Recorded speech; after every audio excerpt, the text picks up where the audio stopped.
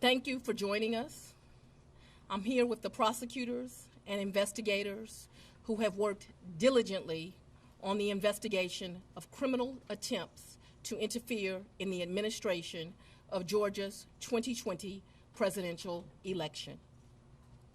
Today, based on information developed by that investigation, a Fulton County grand jury returned a true bill of indictment, charging 19 individuals with violations of Georgia law arising from a criminal conspiracy to overturn the results of the 2020 presidential election in this state. The indictment includes 41 felony counts and is 97 pages long. Please remember that everyone charged in this bill of indictment is presumed innocent.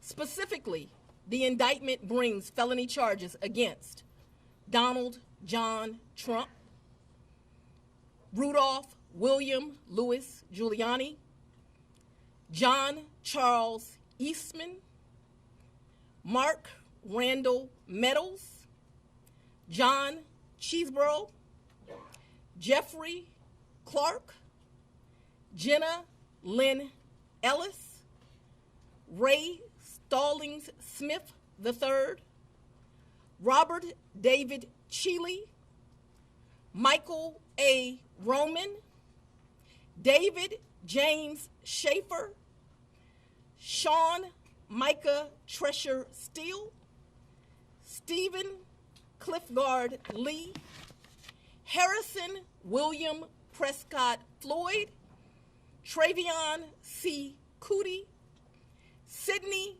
Catherine Powell, Kathleen Austin Latham, Scott Graham Hall, and Misty Hampton, also known as Emily Misty Hayes.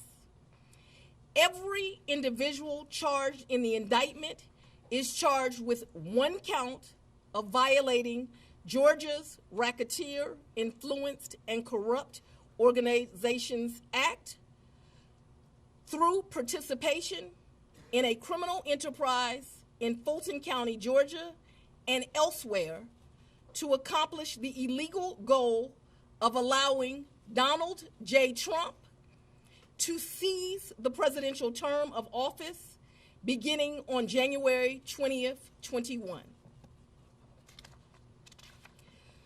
Specifically, the participants in association took various actions in Georgia and elsewhere to block the counting of the votes of the presidential electors who were certified as the winners of Georgia's 2020 general election. As you examine the indictment, you will see acts that are identified as overt acts and those that are identified as predicate acts, sometimes called acts of racketeering activity.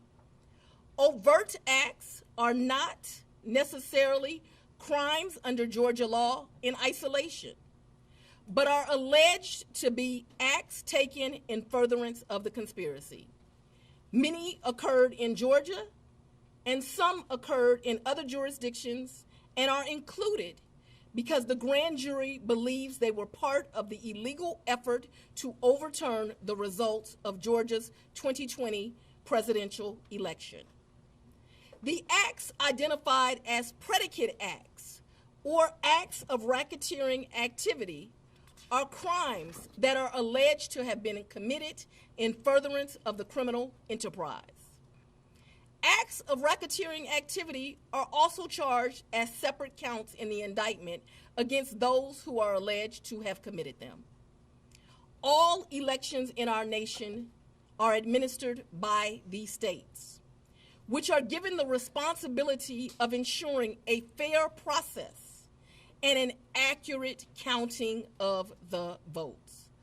That includes elections for presidential electors, Congress, state officials, and local offices. The state's role in this process is essential to the functioning of our democracy. Georgia, like every state, has laws that allow those who believe that results of an election are wrong, whether because of intentional wrongdoing or unintentional error, to challenge those results in our state courts.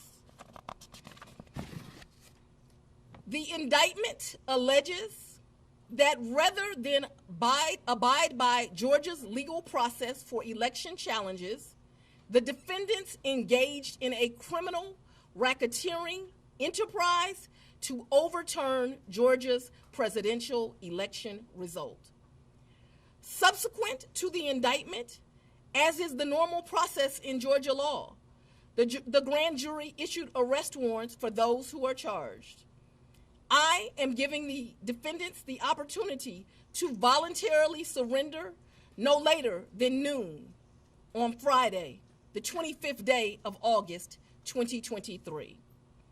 I remind everyone here that an indictment is only a series of allegations based on a grand jury's determination of probable cause to support the charges.